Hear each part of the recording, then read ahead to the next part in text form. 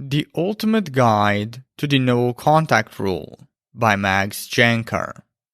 The No Contact Rule, or in layman's terms, cutting your ex out of your life, is the foundational and most widespread piece of breakup advice. Every blogger and their dog recommend it these days, and for good reasons. It's one of the most effective ways to recover from a breakup, grow as a person, retake control of your life, and ultimately get into a position where you have the best chance of getting your ex back and mending things. Even if you've been desperate and needy, or if your ex is one hell of a stubborn nut. Yet, despite its glaring popularity, the no contact rule is also one of the most misunderstood pieces of breakup advice. In this article, I'll shed some light on the whole thing. By the end of the read, you'll know what the no contact rule is and isn't, its benefits, intricacies, the psychology behind it, and how to apply it. So go and make yourself some hot cocoa, pour 5 shots of whiskey in it, and let's do this shit. What is the no contact rule? The no contact rule helps you emotionally, physically, and spiritually separate yourself from your ex. It essentially translates to cutting them out of your life. From now on, you don't call, message, or engage with their social media activity anymore. In fact, quietly unfriend and unfollow them. You don't go to places where you'd have an accidental encounter with them. You don't wish them happy birthday, Valentine's Day, Easter, Christmas, Thanksgiving, whatever. You don't even express your condolences if they lose a family member or a dear friend. You hide every reminder that's within your control. You avoid going to places that elicit or can potentially elicit painful memories. And you throw away or return everything your ex gave you, or at least lend those things or gifts to a friend until you've moved on. How to start no contact. After you break up, but still before you apply no contact, you should tell your ex that you want them back. The medium through which you express yourself doesn't really matter. You can do it through text, social media, a phone call, or in real life. It also doesn't matter when your breakup happened or who is the dumpee or the dumper. The only important thing is that you communicate your desire to mend things clearly, directly, and authentically. And after stating your interest, heed the following.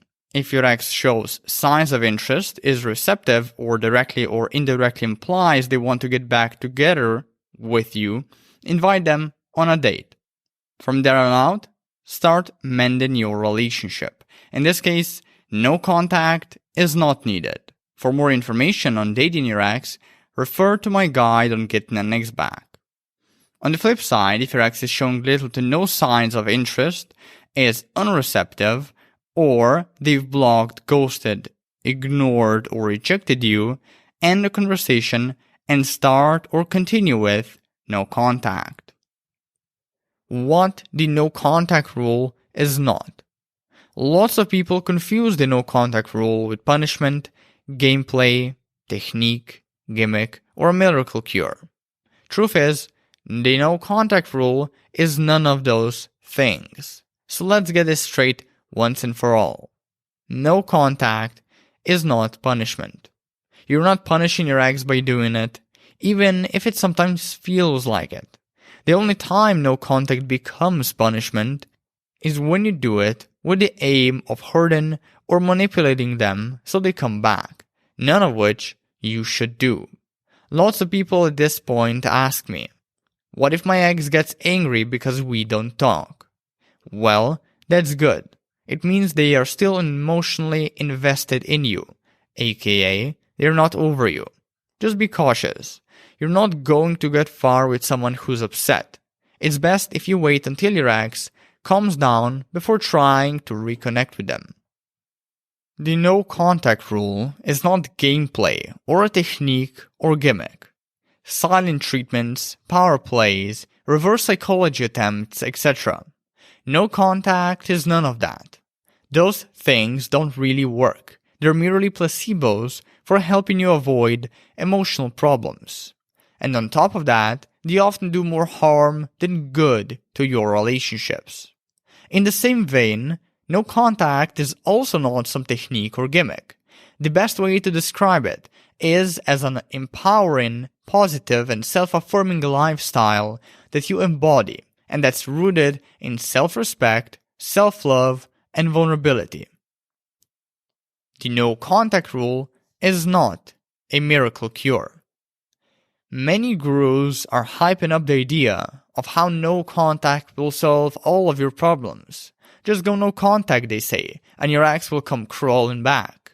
This isn't reality. Here's the reality. According to a survey I sent a few months ago to my email subscribers, over 2,500 of them, the success rate of the no contact rule hovers around 60 to 70% in terms of an ex reaching out. And even then, the overall chances of getting your ex back range from a measly 15 to 40% despite no contact working out great. How long should no contact last?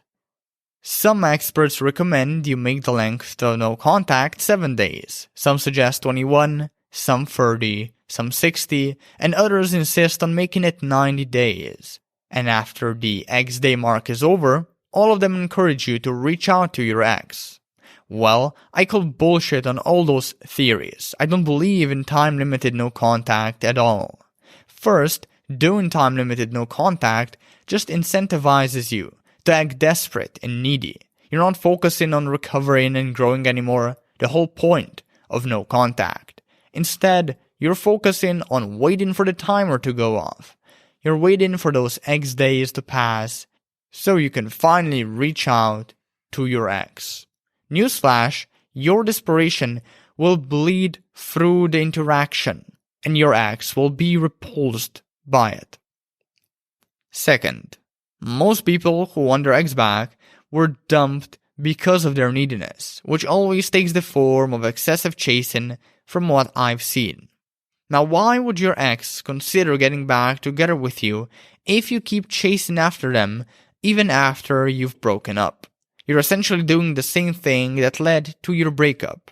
They left you because they wanted less of you. So how is giving them more of you going to turn things around? Spoiler, it won't. Third, it's just annoying to know that if I leave and reject you, you'll reach out in the next X days and try to get me back. A, it's predictable, and predictability is not attractive.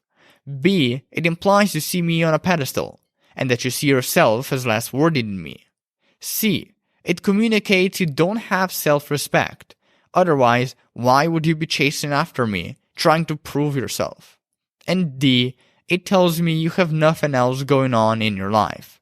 And that's just sad.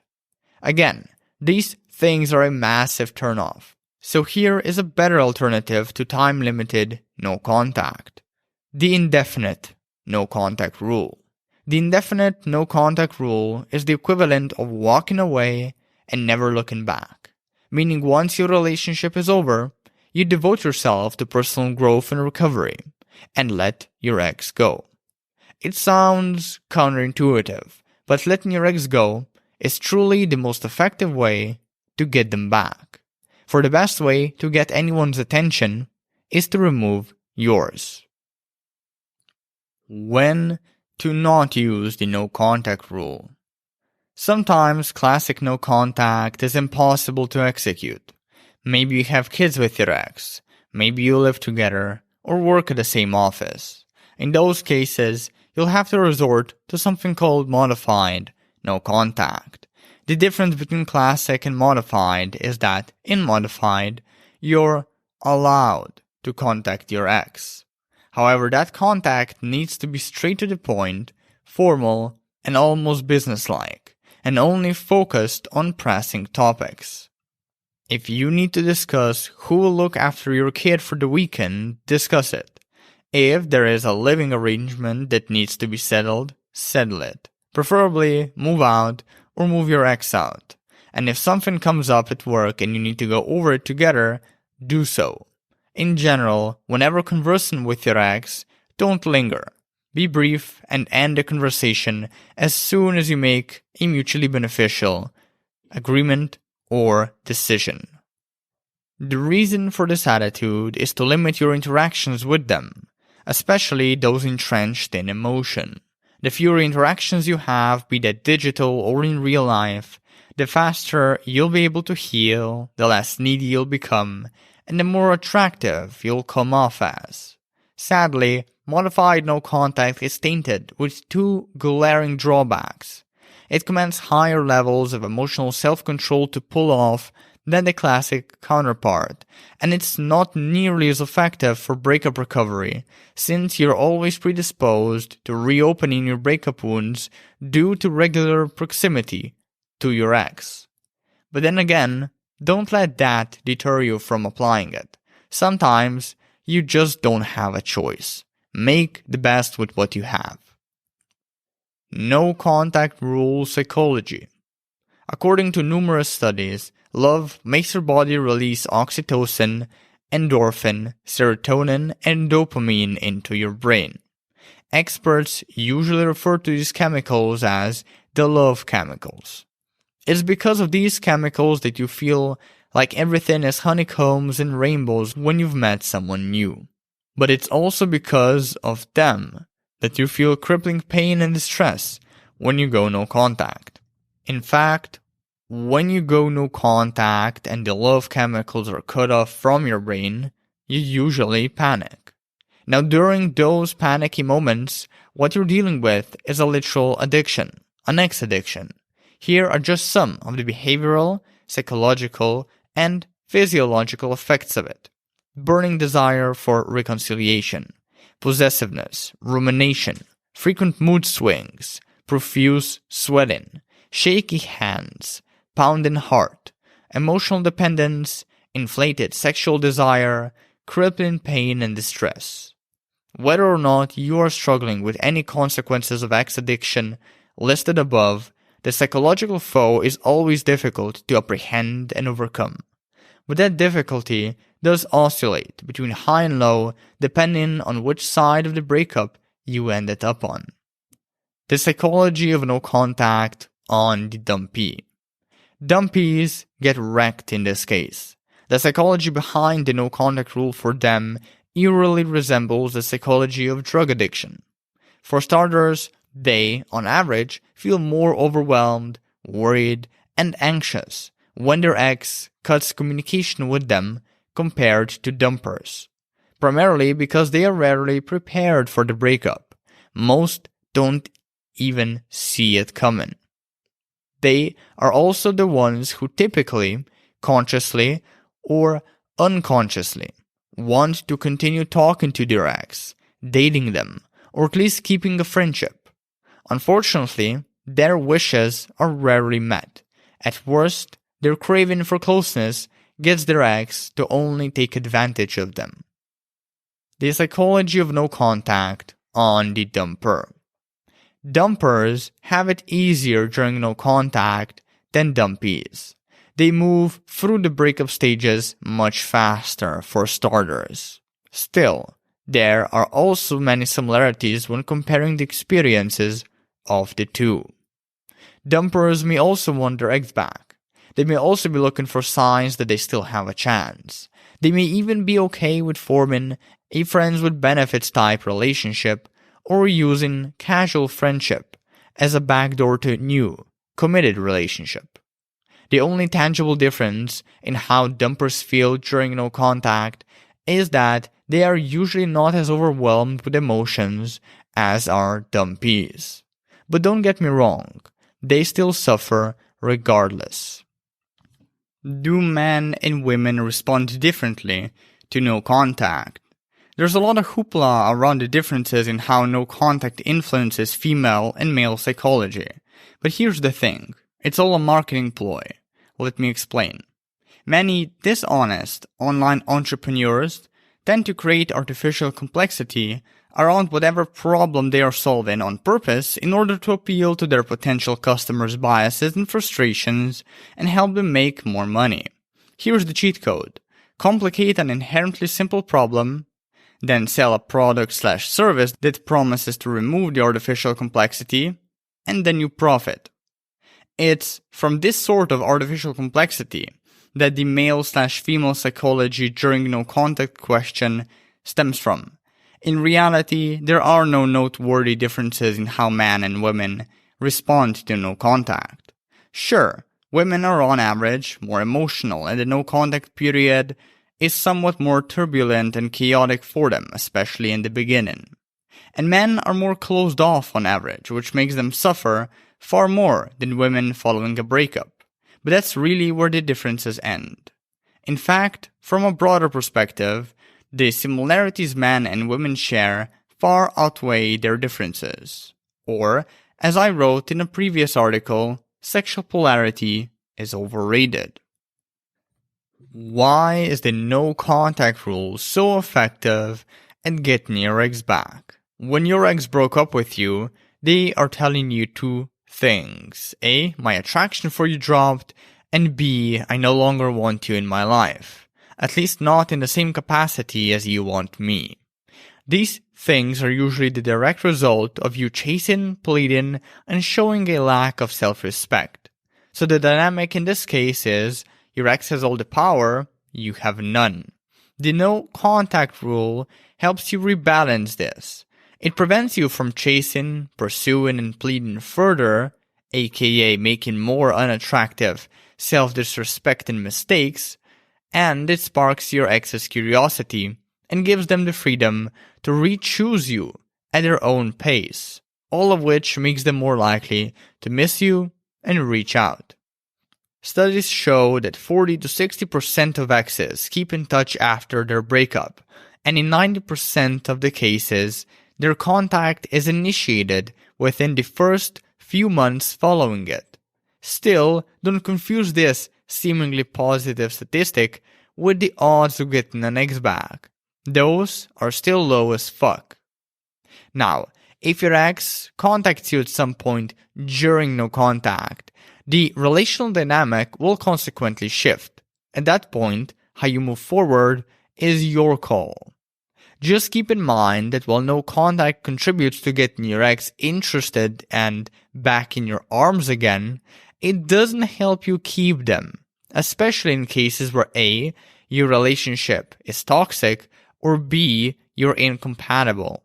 That's what self-improvement is for, and that's why you should always couple no contact with self-improvement to get the best results. Why is the no contact rule so effective at making you feel better? While there are many reasons, below are 4 that I find most prevalent and important. No contact lessens intrusive thoughts. But here's the catch. No contact increases the number of intrusive thoughts of your ex in the short term and only decreases them in the long term. So while going no contact may hurt now, it saves you lots of unnecessary suffering in the future. No contact decreases negative feelings and attachment.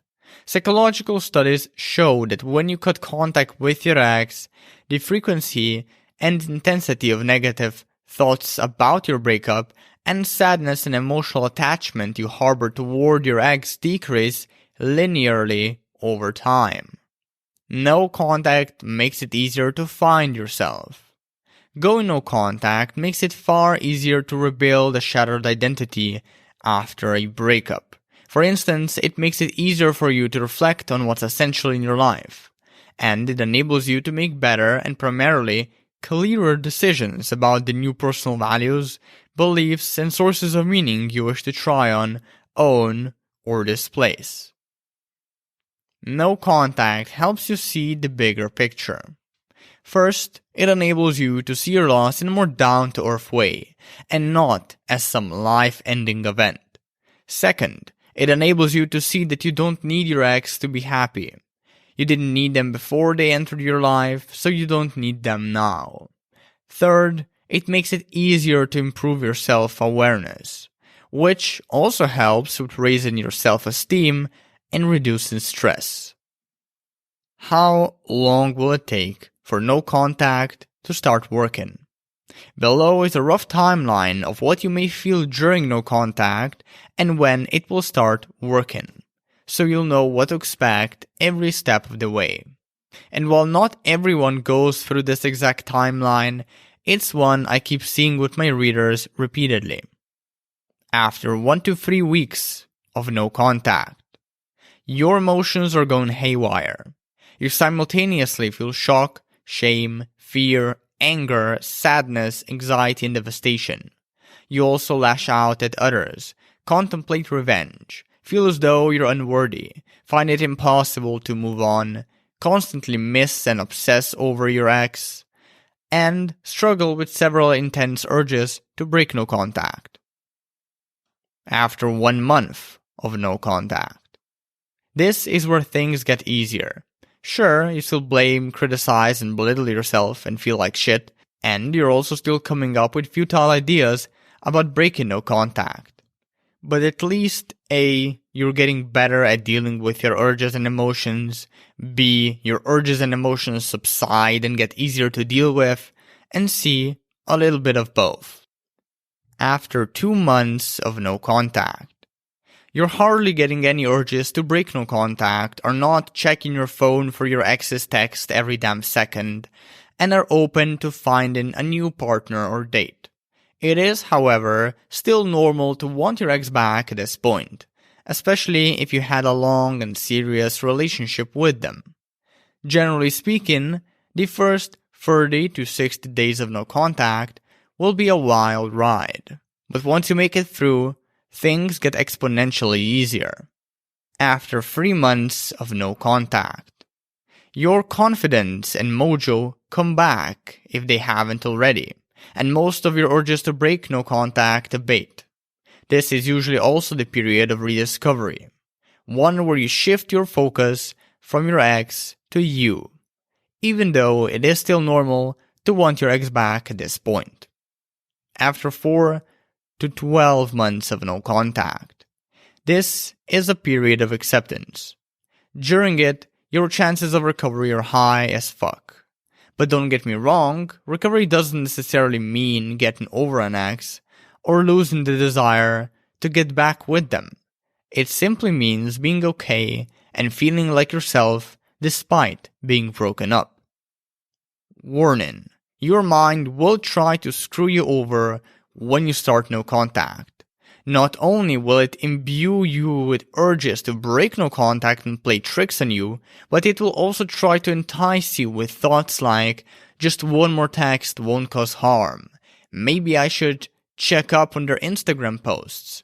What if they move on to someone else? Or, I still have my ex's old shirt. Maybe I should contact them about it and see where I stand.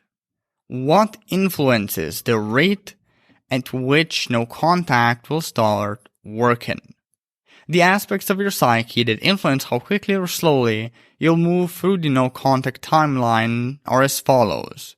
Self-esteem/worth. If you have low self-esteem or self-worth when you start no contact, sticking with it will be a bitch. To counteract the foe, work on rebuilding it. Therapy goes a long way here. Lifestyle. The ease of going no contact is inversely proportional to the quality of your lifestyle. The better your lifestyle, the less emotionally taxing no contact will be. The worse your lifestyle, the more emotionally taxing no contact will be. Resilience.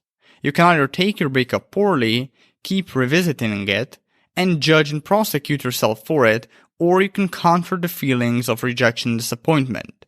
The better you counter them, the easier no contact will be. Relationship state.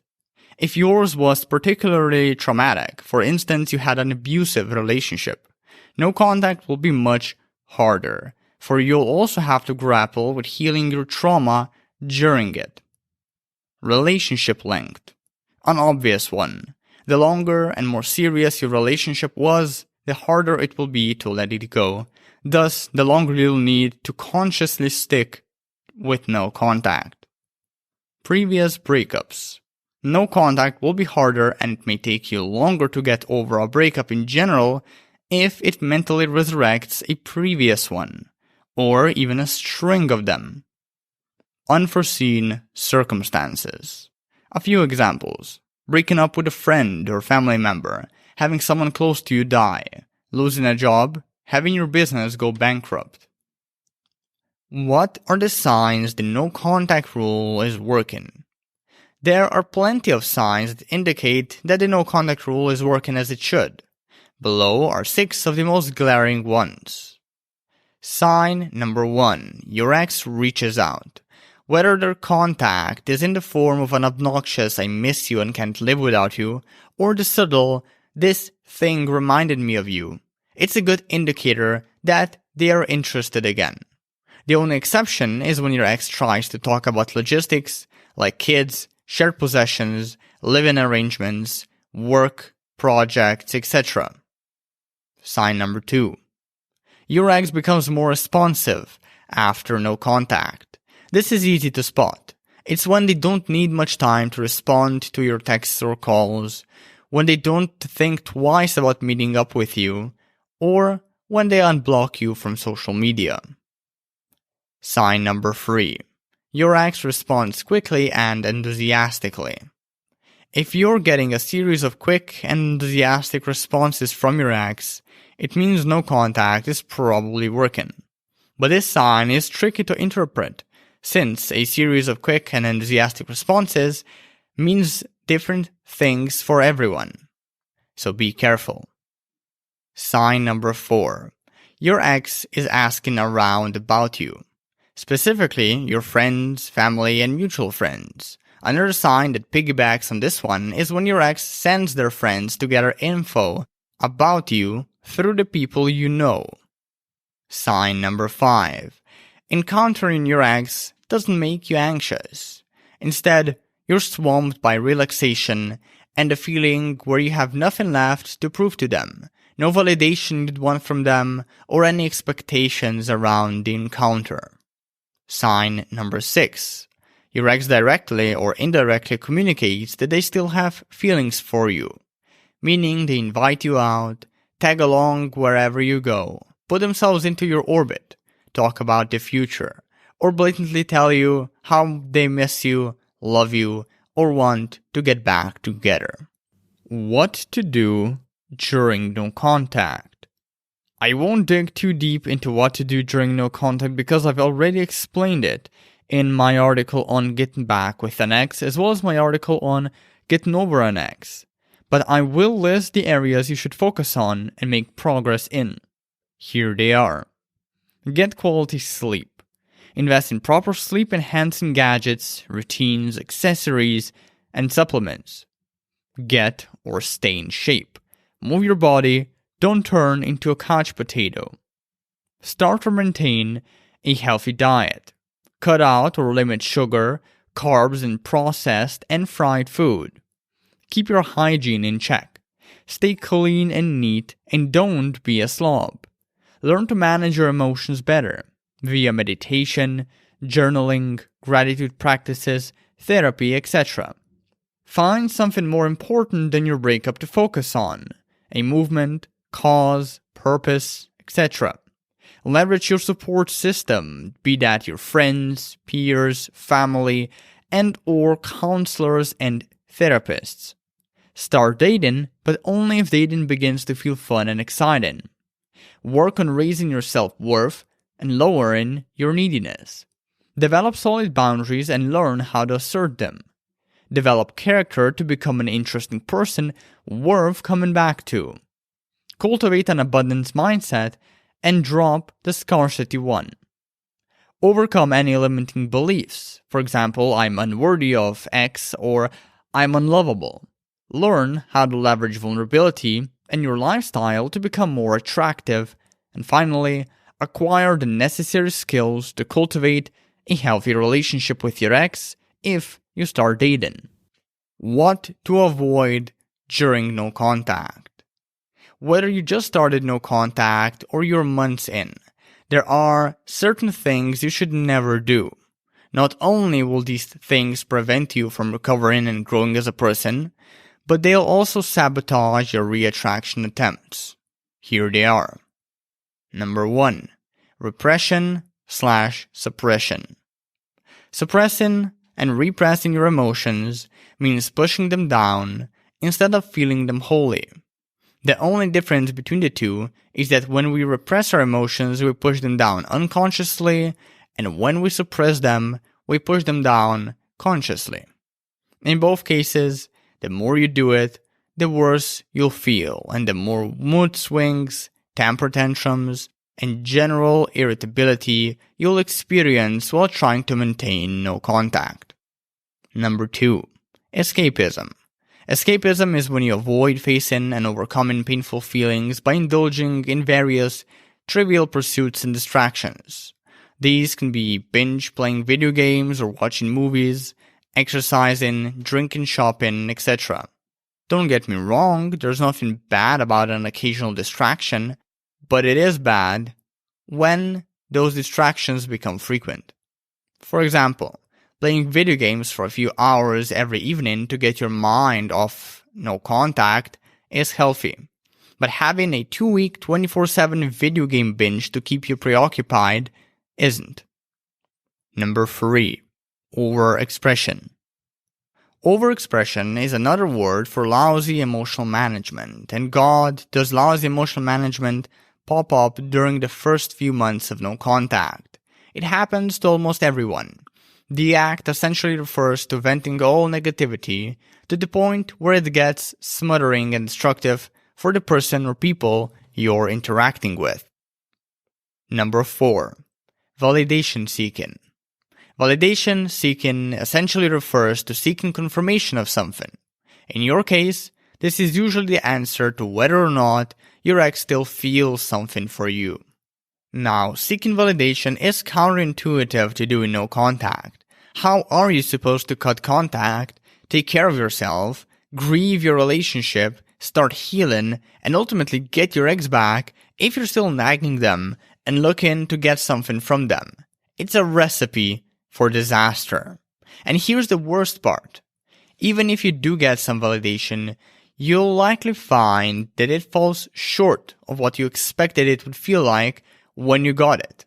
This is because the validation you actually need now that you've gone no contact is the validation you get from you and you alone. Number 5. High expectations. Expect nothing. Act as if your ex is out of the picture until proven otherwise, aka until they reach out. Likewise, don't delude yourself into thinking no contact will be easy. It will hurt, sometimes pushing you to the brink of madness. Expect it. Mentally prepare for it by visualizing the worst case scenarios and what you'd do if one happened. Number 6. Obsession. A lot of people obsess about their ex during no contact. It's safe to say that that's probably the worst thing you can do. It only amplifies frustration, stress, worry, and fear. And it acts as a catalyst for neediness and self-sabotaging tendencies. If you find yourself obsessing over your ex, hint, you read at least 5 other articles about getting an ex back. Remind yourself that it is bad for your sanity. Remind yourself to stay in no contact. Distract yourself with something else that can hold your interest and engage you, but not to the point where it becomes escapism, of course. 7. Handling social media immaturely. For one, do not delete social media pictures of you and your ex. This will only leave a bad taste in their mouth and make them see you in a more negative light. And you don't want that. Instead, couple no contact with a social media detox. A few other reasons you'd go on a social media detox are so you don't A. Stalk your ex, B. Start posting cringy and depressing or sad quotes, or C. Try to make your ex jealous by posting pictures of attractive people of the opposite sex on your timelines. None of these things end well. 8. Bad-mouthing your ex. Put plainly, don't talk shit about your ex to your friends, especially not to mutual ones. I know you're emotional right now, but you've got to prevent yourself from slipping. Regardless of how often friends promise they won't tell you what you've said, there is always one or two bad actors who will. And if or when they do, you can kiss your chances of getting them back goodbye. Number 9. Avoiding self-improvement. If you want to use no contact to its full extent, you've got to throw self-improvement on top of it. You can't just wait and mope until your ex reaches out. Now, there are many ways to go about self-improvement, and while I did write lots of articles about it already, here are a few pointers. Do meditation and journaling. Overcome your anxiety. Raise your self-esteem and self-worth. Develop the courage to be vulnerable. Get good at setting boundaries. Take responsibility for your breakup. Get validation from yourself, not your ex. Respect and love yourself, because no one else will do it for you. What breaks no contact? Generally speaking, it's best if you don't talk to your ex and simply stick to no contact, be it modified or classic, regardless of circumstances. But what about in special cases like urgent events, emergencies, or incidents? Does reaching out then mean you broke no contact or not?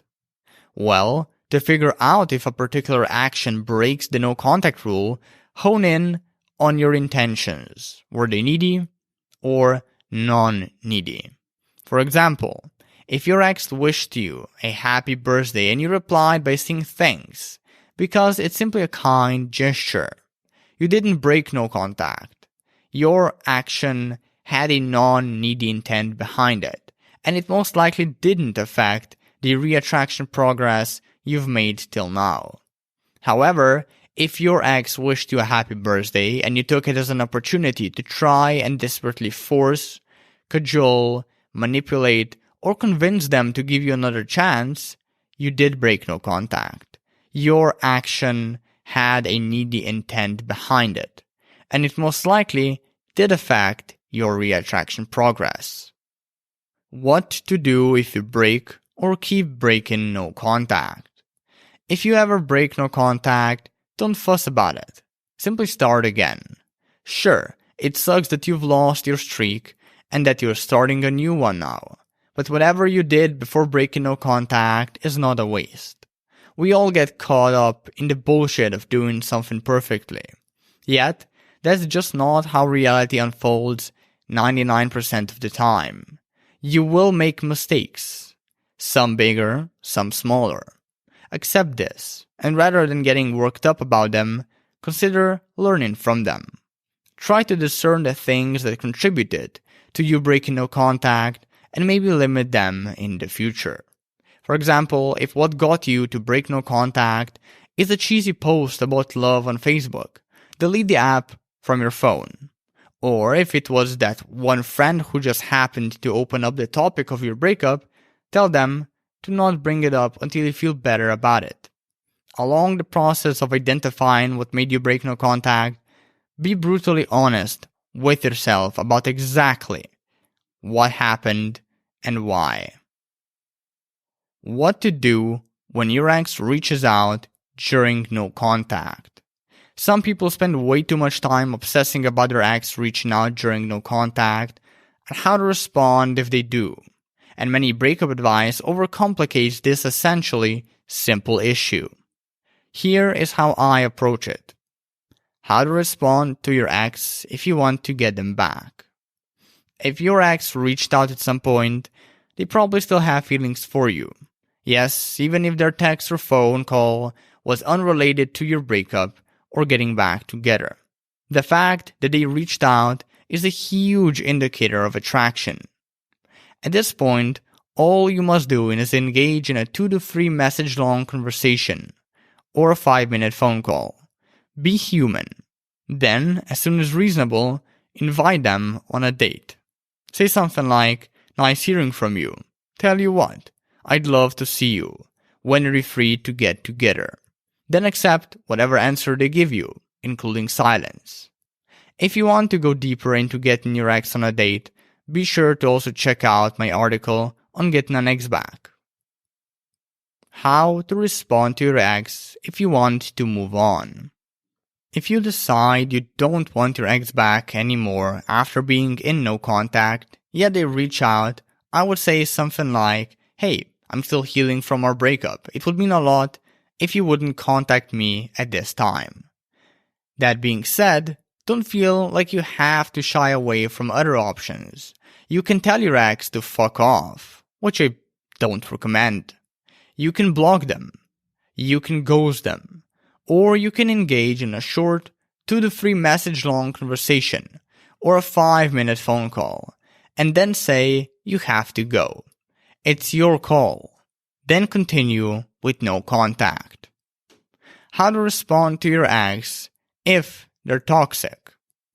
If your ex is toxic, you shouldn't be trying to get them back because such an ex will likely hurt you in some way during no contact, be that through texts, calls, or an unexpected visit. That said, it's always a good idea to therefore mentally prepare yourself for their desperate, needy, angry, or guilt-tripping advances. Here are a few common behaviors to expect from a toxic ex. They'll post photos with attractive people of the opposite sex on social media to make you jealous. They'll play tricks on you and use reverse psychology to get you back. They'll call and text excessively. They'll excessively call and text your friends and family members. They will lie about wanting you back and give you false hope just to break your heart again. In any of these cases, or similar ones, resist caving in or starting a fight with your ex. But also, be aware that just because you still care for them, doesn't mean you can't call them out on their bullshit when they are, say, trying to guilt trip you. Or that just because they show up at your doorstep doesn't mean you can't tell them to go away. Or that just because they contact you doesn't mean you even have to respond to their contact. Do it for the right reasons. If there's one key piece of advice that you should take away from this article, it's this. Don't commit to no contact to win your ex back. Commit to no contact to win yourself back. That's what the no contact rule is really for. That's what it was always for. Raising your ex's attraction and getting them back due to it is just one of its sexy side effects. So close your eyes, take a deep breath, and cut ties with your ex. Jump out the old into the new. Don't think, don't linger, just do it. Let yourself get engulfed in the celestial firestorm of uncertainty, wonder, and change. This is a new beginning. Make it count. Whether you get your ex back or not, you'll be a better person when you reach the other side of recovery.